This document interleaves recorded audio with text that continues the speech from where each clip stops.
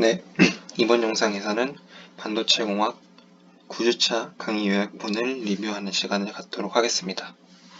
네, 이번 주차에는 6장 모스펫에 대해서 알아보도록 하겠습니다. 모스펫은 저번 주차까지 배웠던 모스 커피시터와는 다르게 기존에 이제 P 서브스트레이트로 불렀던 것을 바디라고 부르게 되고 이제 P와 반대되는 N 도펀트를 헤비하게 도핑을 해줌으로써 소스와 드레인이라는 새로운 단자를 형성하게 됩니다.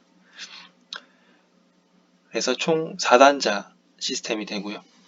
그리고 여기 옆에 있는 빗금친 부분은 옆에 다른 모스펫 소자들이 왔을 때 N영역끼리 서로 전자가 교통되지 않도록 막기 위해서 이렇게 추가적으로 설치한 것을 말합니다. Shallow Trench Isolation이라고 합니다. 그리고 옆에 그래프를 보시면 일단 먼저 VG가 VT 이상인 바이어스가 걸리게 되면 그때 소스와 드레인이 연결이 되게 되고요. 이를 채널이 형성되었다고 합니다. 그리고 여기서 추가적으로 드레인 볼테이지까지 걸어 주어야 이제 이 채널에서 전류가 흐르는 것입니다. 다음과 같은 V 드레인에 따른 I 드레인 값을 확인할 수 있습니다. 트랜지스터이기 때문에 기존 저항 같은 소자들과는 다르게 이제 넌리니어한 특성을 볼 수 있습니다. CMOS 같은 경우는 간단하게만 살펴보면 아까 봤던 모스펫 중에서 이 N모스펫이라고 하고 P+가 되어 있으면 P모스펫인데 N모스와 P모스를 둘 다 한 회로에 연결을 해서 상보적인 동작을 하도록 만든 회로입니다. 그래서 이렇게 되면은 1번 경로 VG가 VD일 때는 1번 경로로만 연결이 되기 때문에 Vout이 제로가 되고요. 2번 경로로 연결되는 건 이제 VG는 0일 때 2번 경로로 연결돼서 Vout이 하이 볼티지가 되는 것으로 설계를 할 수가 있습니다. 이 장점은 둘 중에 한 트랜지스터만 전류가 이렇게 흐르니까 전력 소모가 적게 됩니다. 다음으로 서피스 모빌리티, 표면 이동도에 대해서 확인해 보겠습니다. 먼저 우리 앞서 배웠듯이 속도는 이제 전자의 이동도와 전기장의 곱으로 나타낼 수 있었습니다. 근데 이제 우리는 이 반도체 소자에서는 서피스 모빌리티를 적용시킬 겁니다. 서피스 모빌리티는 그래서 어떻게 구하느냐? 기존 모빌리티 값에서 이 버티컬 전기장, 수직 전기장 성분의 영향을 고려하게 되는 것입니다. 그래서 수직 전기장 중 이 B는 여기서는 오직 공핍 전하층의 전하만 보이게 되니까 다음과 같이 표현이 되고요. 그리고 이 T 같은 경우는 공핍 전하층과 반전 전하층의 전하 둘 다 보이기 때문에 다음과 같이 표현할 수 있습니다. 그래서 이 B와 이 T를 다음과 같이 정리를 할 수가 있고요. 그리고 평균 전기장이기 때문에 이 식을 잘 정리해서 2 곱하기 0.5를 하게 되면은 다음과 같은 식으로 평균 전기장을 정의할 수 있습니다. 그래서 이것을 토대로 이 표면 이동도에 대해서 계산을 해보면 μns는 다음과 같이 나타나고요. μps는 다음과 같이 나타납니다. 위에서 볼 수 있듯이 우리는 서피스 모빌리티가 이 vertical E-field의 반비례함을 볼 수 있습니다. 추가적으로 도핑이 이제 헤비하게 된 경우에 VG 게이트 볼티지가 VT 근처일 경우에는 이제 인버전 레이어가 별로 생성이 조금밖에 안 돼 있기 때문에 물론 인버전 차지도 굉장히 작죠. 그래서 서피스 모빌리티가 이 헤비 도핑된 도펀트 이온 충돌의 영향을 받아서 기존의 이동도보다 작게 나타나는 현상이 발생합니다. 하지만 VG가 높을 때에는 인버전 레이어가 이제 형성이 되어 있기 때문에 충분히 형성이 되어 있어서 캐리어들도 많아지고 그렇기 때문에 도펀트 이온 충돌 우리 이제 다른 말로 임퓨리티 스캐터링이라고 하는데, 이것이 스크린드 아웃 될 정도로, 무시가 될 수 있을 정도로 네, 되게 됩니다.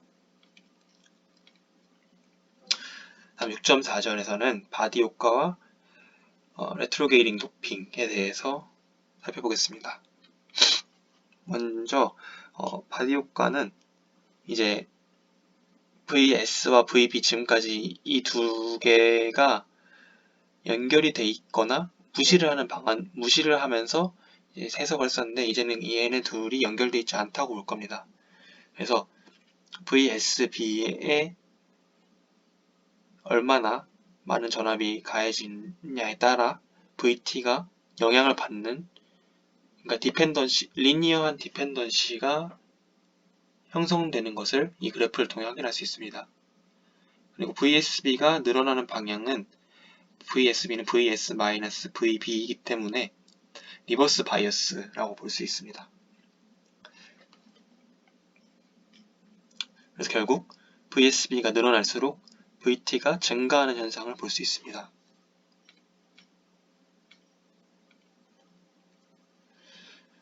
그리고 이제 반전 전하층의 전하에 대해서도 다시 한번 고민을 해볼 건데, 지금은 그냥 Q 인버전 하나로만 퉁쳐서 생각을 했는데, 사실 Q 인버전은 게이트 바이어스와 커플된 그 전하층과 이 바디 쪽에서 커플된 전하층 두 개의 합으로 정의가 된 거고, 엠모스펫에서는 이게 총 합이 마이너스 음전하로 나타나게 된 것입니다. 그래서 이거를 다시 한번 식으로 정리하면은 다음과 같이 두 가지로 나타날 수 있고, 1번이 우리가 처음 봤었던 옥사이드 VG 쪽에서 커플링된 네거티브 차지라고 볼 수 있고요. 그리고 2번 성분이 바로 바디 쪽에서 커플링된 포지티브 차지라고 볼 수 있습니다. 그래서 얘를 식을 정리를 하면은 다음과 같이 나타날 수 있고, 이게 앞으로도 계속 쓰일 이 바디 효과를 적용한 Q 인버전식 새롭게 정의를 하면 VT하고 가로치고 VSB인데, 이것은 이제 VT가 아까 그래프처럼 봤듯이 VSB에 영향을 받는 함수로서 존재를 하게 된다는 의미를 뜻합니다. 그리고 VT-VSB는 VT0 더하기 C옥스분의 C 디플리션 VSB가 되고, 이 C옥스분의 C 디플리션을 알파 텀으로 새롭게 정의를 하고, 얘는 이제 WD분의 3T옥스라고 볼 수 있습니다. 그리고 추가적으로 VT 측정법에 두 가지가 있는데, 하나는 CC 모드, 컨스턴트 컨트롤 커런트 모드 메소드가 있는데, 얘는 이제 0.1 마이크로암페어 곱하기 랭스분의 위스를 랭스분의 위스인 IDS가 흐를 때의 전압을 VT로 정의한 것이고, 두 번째 GMX 방법은 VGS의 변화량에 따른 IDS의 변화량이 이제 이 그래프의 기울기인데요. 이 기울기가 GM이고, 이 기울기 값이 최대화되는 경우를 찍었을 때의 이 X절편값, 그러니까 VGS 값을 VT로 정의하는 것입니다.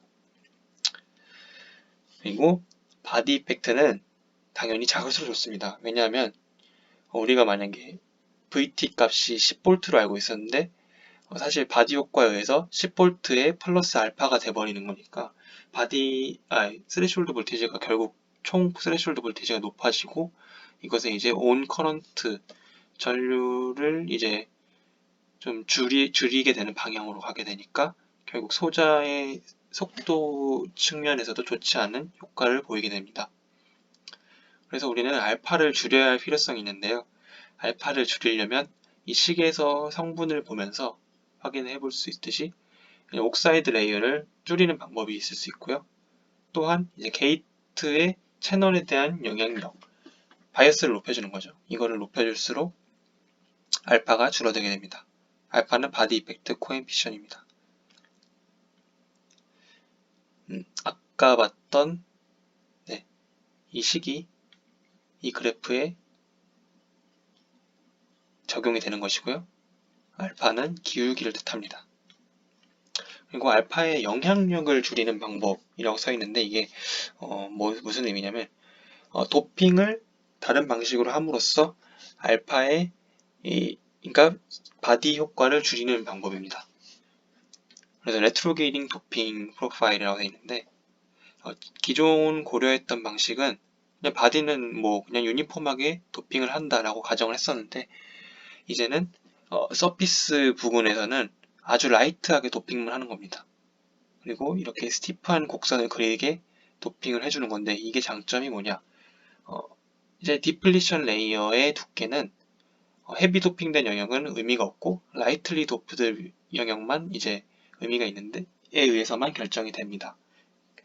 그래서 이렇게 되면은 VT의 그 바디 백바이어스 선형 의존도가 낮아지게 됩니다. 백바이어스는 이제 바디 이펙트라고도 말할 수 있습니다. 그리고 그렇게 되면은 아까 봤던 식에서 디플리션 커패시턴스와 알파가 변수가 아닌 이제 상수 텀이 되면서 바이어스 디펜던시는 낮아지게 됩니다. 그래서 이 VT 수식을 모스 커패시터에서 우리가 5장에서 봤을 때 플랫밴드 볼테이지 더하기 파이 S인데 이제 지금은 인버전 된 상태니까 2파이 B 더하기 V옥스 값은 이렇게 나타낼 수 있고요. 그래서 여기다가 지금 2파이 B인데 원래는 바디 효과까지 고려해줘서 2파이 B 플러스 VSB를 적용을 하면 VT0 원래 값에 플러스 되는 증가분에 대한 고려를 해주는 겁니다. 그래서 이때 이 앞에 있는 텀을 감마로 놓고 이 감마를 바디 이펙트 파라미터라고 합니다.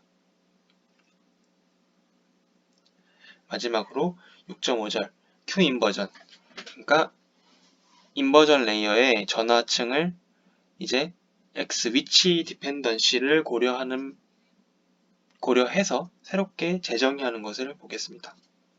그래서 소스 쪽을 0으로 기준을 잡고 채널 랭스가 L이니까 VD 쪽은 좌표가 L이 되겠죠.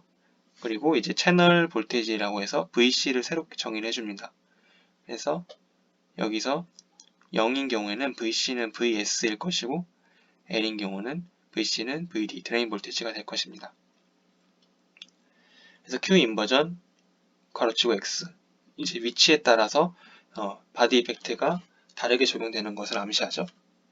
그래서 C옥스 앞에 있는 VGS 값이었는데 이제 VGS-VCS로 텀을 변경을 해주고 그리고 VSB도 이제 VSB 더하기 VCS 이것을 이제 풀어쓰면 VCB가 됩니다. 결국 그래서 정리를 해줘서 이제 1 플러스 알파를 묶어서 M이라고 정의를 해주고 이때 M은 1.2 정도의 값을 가지게 됩니다.